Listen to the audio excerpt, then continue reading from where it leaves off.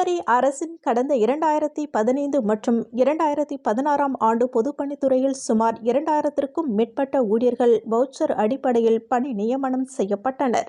அப்பொழுது நடைபெற்ற சட்டமன்ற பொது தேர்தலை காரணம் காட்டி தேர்தல் துறை நீக்கச் சொன்னதாக சொல்லி அனைவரையும் பொதுப்பணித்துறை நிர்வாகம் பணி நீக்கம் செய்தது. அன்று முதல் கடந்த 10 ஆண்டு காலமாக மீண்டும் தங்களுக்கு பணி வழங்க வேண்டும் என்ற ஒற்றை கோரிக்கையினை முன்வைத்து பலகட்ட போராட்டங்களை நடத்தி வருகின்றனர். போராட்டத்தின் பயனாக கடந்த 2023ஆம் ஆண்டு நடைபெற்ற பட்ஜெட் கூட்டத்தொடரில் முதலமைச்சர் ரங்கசாமி பொதுப்பணித்துறையில் பணி நீக்கம் செய்யப்பட்ட அனைத்து ஊழியர்களுக்கும், அதாவது ஒரு மாத சம்பளம் பெற்று இருந்தாலும் சம்பளமாக ரூபாய் 10,500 வழங்கப்பட்டு மீண்டும் வேலை வழங்கப்படும் என்று அறிவிப்பு ஆணையினை வெளியிட்டார்.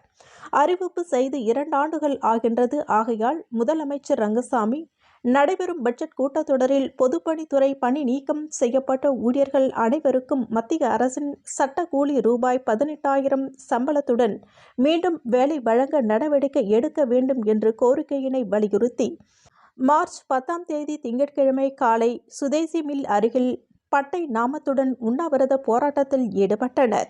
இப்போராட்டத்திற்கு ஒருங்கிணைப்பாளர் தெய்வீகன், காரைக்கால் வினோத் மற்றும் தொகுதி பொறுப்பாளர்கள், ஊழியர்கள் என 200க்கும் மேற்பட்ட ஊழியர்கள் கலந்து கொண்டு கோரிக்கைகளை நிறைவேற்ற வலியுறுத்தினர்.